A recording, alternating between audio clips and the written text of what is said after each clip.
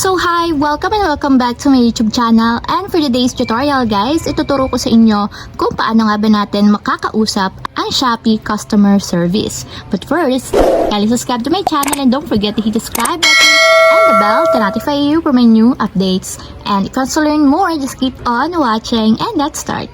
So ayan guys, for today's video, i-open lang natin ang ating Shopee account. So tap lang natin. Then mula dito sa Shopee, pumunta lang tayo dito sa mismong profile or me ng ating Shopee account. So dito sa pinakang profile, i-tap nyo lang yung settings button na nandito sa upper right corner. So tap lang natin. And dito guys, i-scroll up naman natin. And then dito sa support, i-tap nyo lang dito yung help center. So tap lang natin. So ayan guys, pagka-open ng help center, so i-scroll up lang natin and punta tayo dito sa pinakang dulo. So dito sa pinakang dulo or sa pinakang baba, may lalabas dyan na chat and internet call. So pwede natin silang i-reach out through chat or internet call. So itatap na lang natin dito yung chat. So yan, mula dito guys, pwede na tayong mag-type ng concern dito sa baba. So for example, itatype natin is account verification. So type lang natin. Then tap natin yung send dito sa side.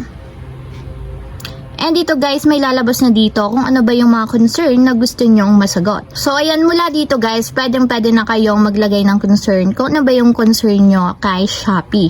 So pwede kayong mag-type dito and pwede din naman through internet call. So guys, may second option tayo regarding sa pag-reach out kay Shopee customer service. So pwede nating i-tap dito yung internet call. Tap lang natin.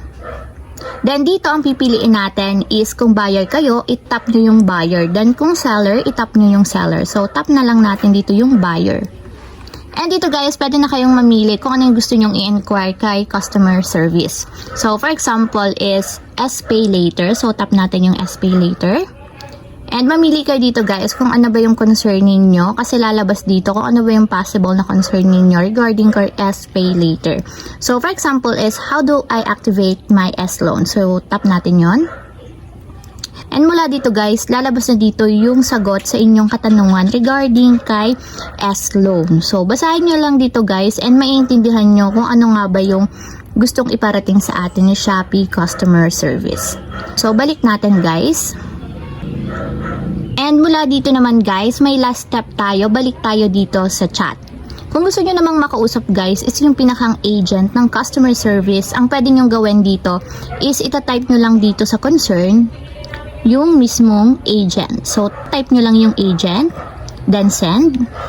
And lalabas dyan guys, looks like you need to more help on this. Would you like to chat with a live agent? So ito yung tinatawag nilang live agent. So itatap naman natin dito is chat with an agent. So tap natin. And dito guys, pwede na kayong mamili kung ano ba yung concern nyo regarding sa ating Shopee account. So piliin na lang natin is shipping and delivery. So type natin. So ayan guys, kung makikita nyo, nagko-connect na tayo sa live agent. Pero as of now guys, apologies, but there are no agents available to assist you at the moment. So minsan talaga guys, walang available na agent dito sa Shopee. So passwordtehan na lang kung makaka-reply agad sa inyo yung agent. So ayun lang guys, ganoon lang kasimple kung paano nga ba natin makakausap ang Shopee customer service. If you have a question, can you comment down below and don't forget to subscribe button and the bell to notify you for my new updates. And thank you for watching! Living life, every day, late at night, not okay.